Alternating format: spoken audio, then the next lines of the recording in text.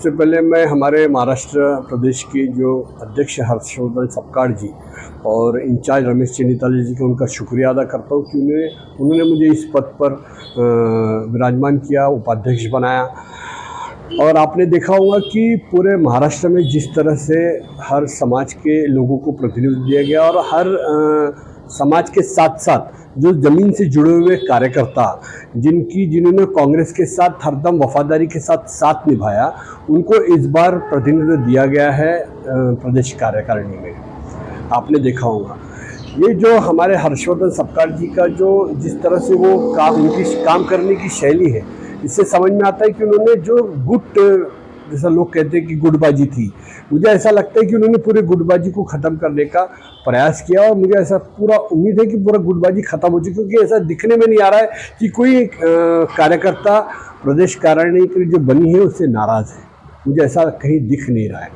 फिर आगे आने वाले चुनाव की रणनीति हम लोग बैठकर, क्योंकि अभी तक मीटिंग हुई नहीं है, जब भी चुनाव की रणनीति तैयार होंगी हम लोग क्योंकि आगे आने वाले जो कुछ 6 महीने के अंदर हो सकता है, अक्टूबर में हो सकता है, जनवरी फरवरी में भी इलेक्शन हो, जिला परिषद, कारपोरेशन, महानगर पालिका, जो इलेक्शन है, नगर पालिका के जो इलेक्शन है, उसकी तैयारी में हम सब लोग मिलकर एक साथ मिलजुल कर काम करेंगे।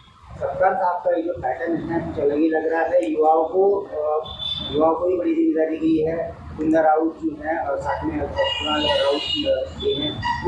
कुछ लोग जो युवा हैं इनको बहुत बड़े जिम्मेदारी देती हैं। तो क्या लगता है कि कम बैक होने का समय है? देखिए, ये आपने देखा होगा कि ये राहुल जी के साथ कंधे से कंधा मिलाकर कई सालों से चलते आ रहे हैं। राहुल गांधी जी की जो शैली, जो काम करने की जो शैली है, जो लोगों को जोड़ने की ये है, आपने देखा होगा जिस तरह से राहुल जी ने पूरे देश में जो यात्रा निकाली, सबको जोड़ने की, सबसे मिलते हुए जो यात्रा निकाली, उसी तर्ज पर हमारे हर्षवर्धन सपकाळ जी काम कर रहे हैं, ताकि पूरे महाराष्ट्र में एक कांग्रेस में माहौल फिर से तैयार हो। वैसे कांग्रेस में माहौल तो है ही, लेकिन लोगों को जोड़ के जिस तरह से लोगों को ये दिया गया, प्रतिनिधित्व दिया गया है पार्टी में, कार्यकारिणी में, मुझे ऐसा लगता है फिर से बहुत ज़बरदस्त उछाल आएगा। आपने देखा है कि हर चढ़ाव के बाद उतार आता है।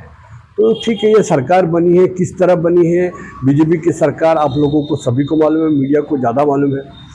और आगे आने वाले समय में मुझे ऐसा लगता है, पूरी उम्मीद है कि महाराष्ट्र में कारपोरेशन, जिला परिषद और नगर पालिका में कांग्रेस की सत्ता बैठी। राहुल जी ने भारत जोड़ो यात्रा की थी, इलेक्शन का समय है, आप राहुल जी से प्रेरित होकर महाराष्ट्र जोड़ो यात्रा करेंगे क्या? देखिए, अभी हम लोगों की मीटिंग है, मुझे ऐसा लग रहा है ये प्रस्ताव मैं रखूँगा। जिस तरह से भारत जोड़ो यात्रा राहुल जी ने की, उसी तरह से महाराष्ट्र के जो लोग हैं उनसे महाराष्ट्र जोड़ो यात्रा हम लोग ज़रूर करेंगे। अगर मैं आपकी पर्सनली अगर बात करूँ, आगे आप किस तरह से मतलब युवा को जोड़कर आगे आएंगे और आने वाला जो चुनाव है किस तरह का एक बदलाव देखने को? देखिए, आपने देखा है कि सीनियर से लेके जूनियर तक महाराष्ट्र प्रदेश कार्यकारिणी में लोगों को ये दी गई है, जगह दी गई है। उससे ऐसा लगता है कि हर लोगों को जोड़ के हम लोग आगे की तैयारी करेंगे, क्योंकि यूथ भी है। आप ही ने कहा कि कुणाल राउत और केतन ठाकरे, ये यंग लोग, एक आमिर एनएसवाई का प्रेसिडेंट रह चुका है, उसको भी प्रतिनिधित्व दिया गया हुआ है, कार्यकारिणी में शामिल किया गया है। मुझे